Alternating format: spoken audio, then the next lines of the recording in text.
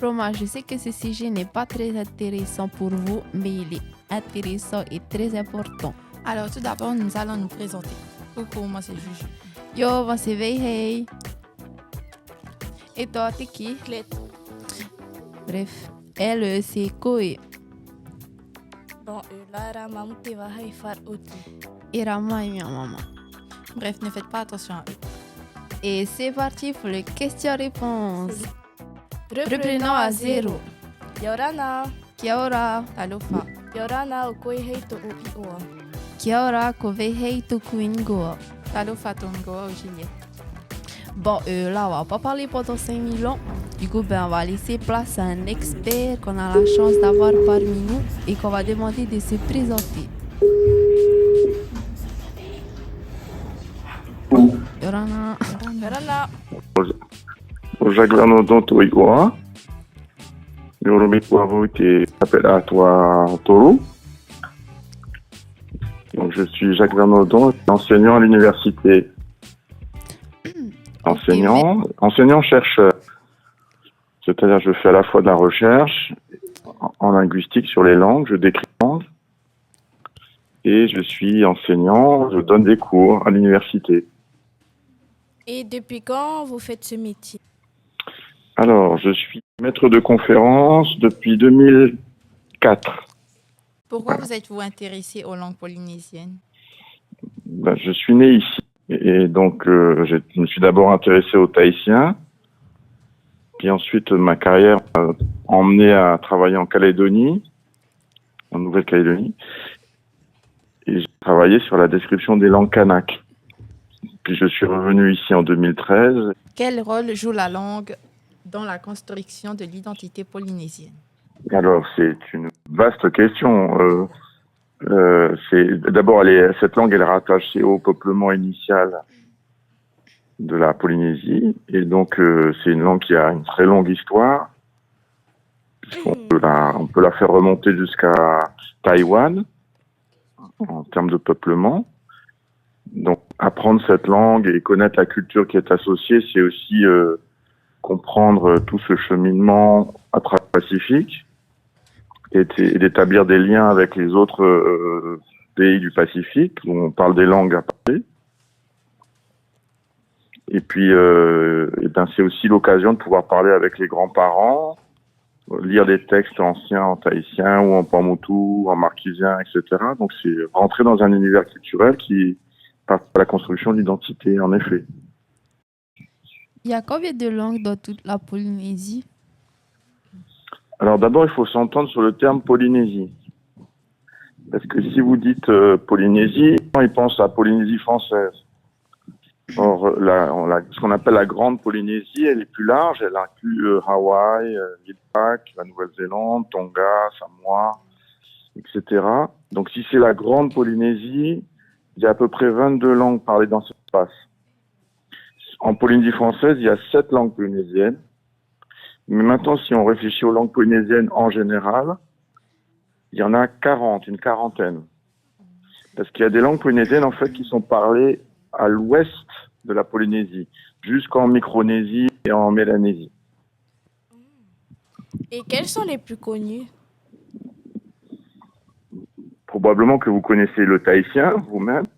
Mais il y a le hawaïen, est connu, le maori de Nouvelle-Zélande, le tongien, le samoan. Depuis quand elles existent? Alors, le groupe des langues polynésiennes, il est issu ce qu'on appelle une langue mandarine, qui est le proto-polynésien. Et le proto-polynésien, on estime qu'il s'est formé il y a environ 3000 ans. Est-ce qu'il y en a qui sont disparus? Alors, les langues polynésiennes sont plutôt résistantes. Donc, après les 40 langues qui existent aujourd'hui, elles sont là depuis longtemps, depuis au moins 1000 ans. Donc, il y en a une qui a probablement disparu, c'est le moriori, qui est parlé sur l'île de Chatham, à l'est de la Nouvelle-Zélande. Le moriori a disparu parce que les populations moriori ont été tuées, décimées à l'occasion de razzias de Maoris sur cette île. Est-ce qu'elles sont menacées encore? Alors, toutes les langues minorées sont menacées aujourd'hui parce qu'elles sont en concurrence avec ce qu'on appelle des grandes langues. Quand on dit grandes langues, c'est pas qu'elles sont plus compliquées ou mieux, hein, c'est juste qu'il y a plus de locuteurs. Et en l'occurrence, ici en Polynésie, on voit bien que le français prend de plus en plus de place. Nouvelle-Zélande, le maori est en concurrence avec l'anglais. Et l'enjeu, c'est de permettre aux individus de devenir bilingues, c'est-à-dire de pouvoir à la fois apprendre les langues internationales comme l'anglais ou le français, mais de continuer à pratiquer leur langue d'origine et de les transmettre à leurs enfants. Ah, ok. Qu'est-ce qui rend les langues polynésiennes uniques dans le paysage linguistique mondial? Alors, les langues polynésiennes, donc, si je prends l'ensemble des 40 langues polynésiennes, elles ont effectivement des traits typologiques qui les rendent particulières. D'abord, ce sont des langues avec des systèmes phonologiques très, très élémentaires, très, très simples en fait, ce qui les rend pas moins efficaces. Mais elles ont 9 consonnes, enfin le tahitien en particulier, 9 consonnes et 5 voyelles qui sont brèves ou longues. Et donc au total, ça fait un système à 19 phonèmes. À titre comparatif, l'anglais par exemple a 46 phonèmes. Le français 36 phonèmes. Donc on a des systèmes phonologiques dans les langues polynésiennes qui sont beaucoup plus contractés, mais qui sont tout aussi efficaces.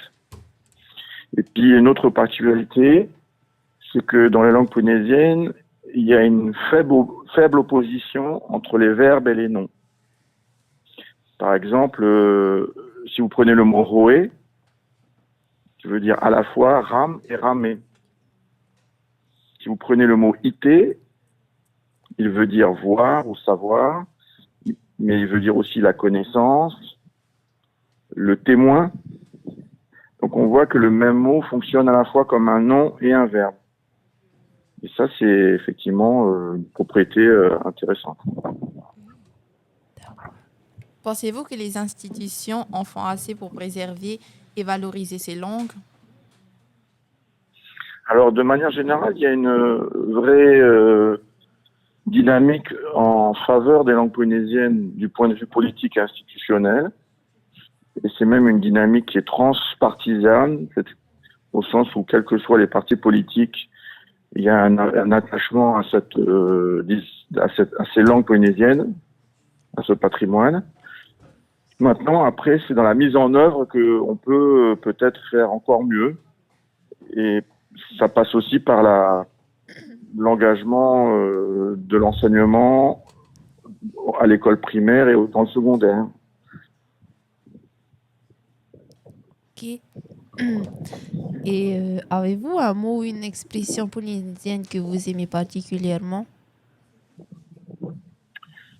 Alors, j'y ai pas réfléchi, mais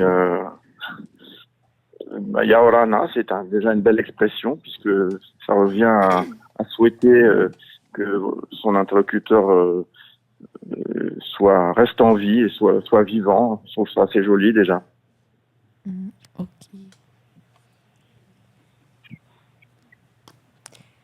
Est-ce que vous avez une anecdote marquante dans votre carrière de linguiste en Polynésie? Alors, c'est pas en tant que linguiste, mais en tant qu'étudiant. C'est quand je faisais mes études à l'université. On m'a expliqué que le tahitien était apparenté aux langues d'Asie du Sud-Est, et en particulier aux langues des Philippines. Alors, vous regarderez sur une carte où je trouve les Philippines, mais c'est très loin. Et quand on m'a raconté ça, j'avais des doutes. Je me disais, tiens, c'est bizarre, c'est loin quand même. Alors, je me suis inscrit dans un cours de tagalog. Le tagalog, c'est une langue qui est parlée aux Philippines. Et là, moi, j'ai commencé à apprendre le vocabulaire en tagalog. Et pour dire les yeux en tagalog, on dit mata. Pour les oreilles, talinga. Pour boire, inum, etc. Donc, vous voyez, c'est très, très proche. Oui. Et donc j'ai été très ému par cet épisode parce que tout à coup j'ai compris à quel point les langues polynésiennes étaient proches des langues d'Asie du Sud-Est.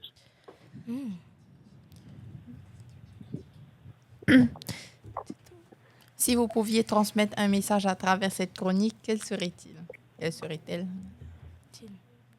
Intéressez-vous à vos langues, aux langues polynésiennes, apprenez-les, parlez-les, parce que c'est un formidable patrimoine, c'est une occasion de s'enrichir intellectuellement et culturellement. Et après, il faudra transmettre à votre tour ce patrimoine à vos enfants. En fait, nous, on est en honoréo. Et on voulait savoir plus d'informations à propos des langues parce que notre classe, ça fait partie du lien entre les langues.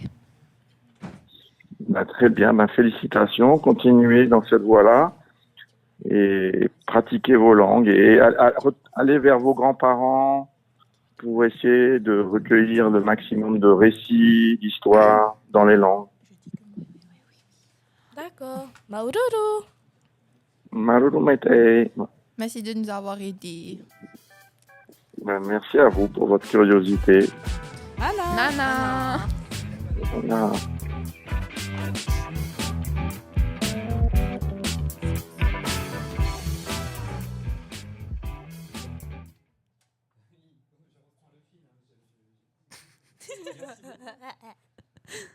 Non, non.